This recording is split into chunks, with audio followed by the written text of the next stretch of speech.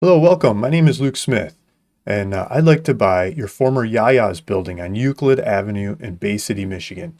I've been taking a look at this building, I've been studying it, been looking at it from a couple different ways, and I really like the traffic that's going by out front. I like what some of the numbers of the shops are doing in the area, and I believe this building should be re-tenanted and turned into a new restaurant or other kinds of retail and be used to its fullest extent going forward. So I'm making this video to tell you a little bit, show you a little bit more about myself and present the offer to buy this property. I'm sending an offer as well as proof of funds to be able to pay for it in this video shortly after creating this. Let's jump into it. So here's a street view of the property. And I found this property on Crexy. I use Crexy a lot, and Sandra posted this property on Crexy. Sandra, the broker over here, she was nice enough to answer the phone and talk to me for a good while and answer a bunch of my questions, tell me about different things going on in the area and the building as well, and get a better feel of what's going on. And talking about traffic flows and business in the area and things like that. So thank you, Sandra, and thanks for posting this one online so I could find it, see it, start figuring it out. So studying this one, I was looking at the traffic, and this is a data set. I'm a data guy. I like to pull data from lots of different places, and I like to look at receipts of what people are selling in their shops and numbers of cars going by and the economics of the people in the cars and where are they stopping, when are they stopping, how often are they stopping, where are they coming from, where are they going, and getting an idea what's going on. I like to look at neighboring shops and see what kind of business they're doing, and I like to build a pro forma or a synthetic view of what could happen in this shop based on other shops in the area. And so part of that is looking at traffic. If we don't have traffic, we don't have the recipe for the ingredients for a recipe for a good retail location. And looking at this location, I see why you guys went after it in the first place. There's a lot of traffic here. And so it might, maybe this blue isn't the right color, but 40,000 vehicles per day. So this red side of the street here is over 20,000 vehicles per day. The other side is just a hair under 20,000 vehicles per day. That's about 40,000 vehicles per day going by in front of the shop. And this is measuring like cell phone traffic real time. You can get a pretty good idea what time of day people are coming and going and when and where, what days of the week, and are they on this side for breakfast or lunch or dinner or what. And there's just a lot of cars here. There's so many cars here, I don't think it matters. We got a turning lane in the middle and two lanes going north and south, and just a pile of cars. So north up the street, let's go to the next thing. There's some more shops. And so I started looking at other shops and who's doing really well in the area. And one of them that's doing really well in the area is this Subway. This Subway has some really nice numbers. It's one of the it's sticking out as one of the top Subways all over the place. There's a couple Subways in town, but this one was a standalone Subway with a new facelift. It's going off the screen a little bit, but I said there's a new facelift here in the last couple of years. It's a nice Subway. They're doing really well. KFC's in the same parking lot, basically. They're doing pretty well. There's a brand new Moe's. I got a picture here. So this is 2019 Street View, 2023 Street View. This Moe's is pretty new to the area. I'm not exactly sure if that was 2023, but I didn't dial it in that close. But looking at just the last couple of years, this Moe's went in. Like during COVID, this Moe's went in. New sharp looking drive-through Moe's just right up the street. And I thought it was interesting that the traffic in front of that Moe's on the same street on Euclid north of here is more like 35,000 cars a day. Where your shop is, it's about 40,000 cars a day. That's neat. That's cool. It's nice to see we got more traffic right in front of your shop instead of where the new stuff going in up the street is.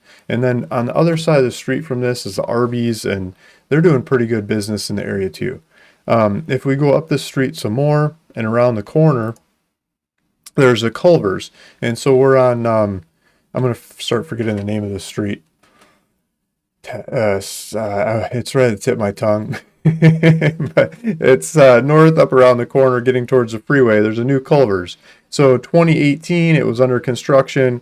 2019, it's open for business. They're doing 41,000 cars a day out in front of that. That's pretty close to what's going on in traffic in front of your shop. And this has Meyer in the background. That's like a huge draw. And I think there's Home Depot right over there.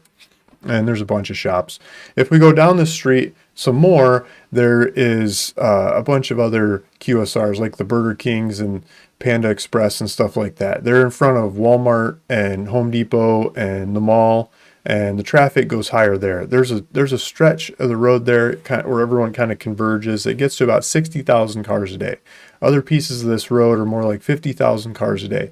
And I was looking at what's the production of the shops or the sales of the shops there, and it starts to be such a big road, it's hard to cross right over and jump into the shops. It's like, I don't want to get rear-ended, right? Better have a turning lane. And the numbers aren't as nice. Like there's a McDonald's up there that is not doing as well as the McDonald's that's on Euclid south of your shop, and it's not doing as well as the McDonald's that's on Euclid north of your shop. The south of your shop's doing better than the one that's north, where the previous companies that we're talking about, like as we get up into this row up here, they do some pretty good numbers, but the McDonald's not. Maybe because there's too many McDonald's in town, I'm not sure. So it's not always all about traffic. It's a combination of the speed that cars are going. How can they see the shop? Can they turn and go get in there? And when we get to your shop, I think it's not as fast and crazy traffic, but they can still turn in there, and it's got a nice turning lane in the middle and nice visibility up and down the street. So I think you got some good things going on your shop. And so I'm making this video in a part to tell you about who I am. And so I'm trying to say that I'm a data guy. I like studying data in lots of different ways, and I like to look at their sales and figure out who goes here based on these other shops and how much they're selling, and who can pay rent to go into your shop based on what the others are selling. They should be able to do sales kind of in that ballpark of the representation from their brand, and come up with synthetic sales that they should be able to do based off of theirs, and based on that come up with what kinds of rents they could pay for this shop and take it backwards and finance them, give them the money to use this shop to resurface whatever needs to be done, change the colors, change the flag, turn it into their shop, right? And I'm also saying that I would like some time. I'm asking for some time in the offer that I'm sending you. I'm asking for some time to talk to those tenants. I work with them on numerous different projects, and I got a couple ideas of who could use this one. I want to corner them, grab them by the ear, drag them over here, tell them this is a good shop for the numbers, and walk them through the numbers and show it to them, and offer to finance it for them and see if they go for it. I would like some time to do that. So part of what I'm asking for is time as part of my offer that I'm making to you. And so if you're okay with that, it'd be much appreciated. I would like to take some time to go round up those tenants. And as soon as I get one that is ready to go, that loves this location, that sees the traffic and the viability of the business that they could do here, versus the rent they pay and the level of business they can get out of it, and says, yes, we're going for it, then I'll close with you as fast as I can and turn around, rent it to them, fix it for them, polish it for them, make it work for them, and go forward with them from there. So if you're okay with that, that's what I would like to do. So thanks for listening. Thanks for watching. My name's Luke Smith, and feel free to check out a bunch of my other YouTube videos. I'm on social media in a couple different regards. You can see 1,000+ of my projects in social media going back over the last 10 years. Got hundreds of good comments or thousands of good comments and reviews, and partners, friends, and people I've bought from and sold to and leased to and dealt with. You can find all over the place. You can look me up in most county records. I traded real estate in almost every state in the country except for maybe Rhode Island and Alaska, but lots of the counties. I grew up in Eaton Rapids, Michigan. I summered in Elk Rapids, Michigan. Got good friends from Midland, Michigan and Bay City areas that I used to visit, and I know the area. I've traveled through the area. My partner has spent a good deal of time in this area as well. Love to work on this property and make it happen. Thanks for listening. Thanks for watching. Luke Smith. See you in the next one.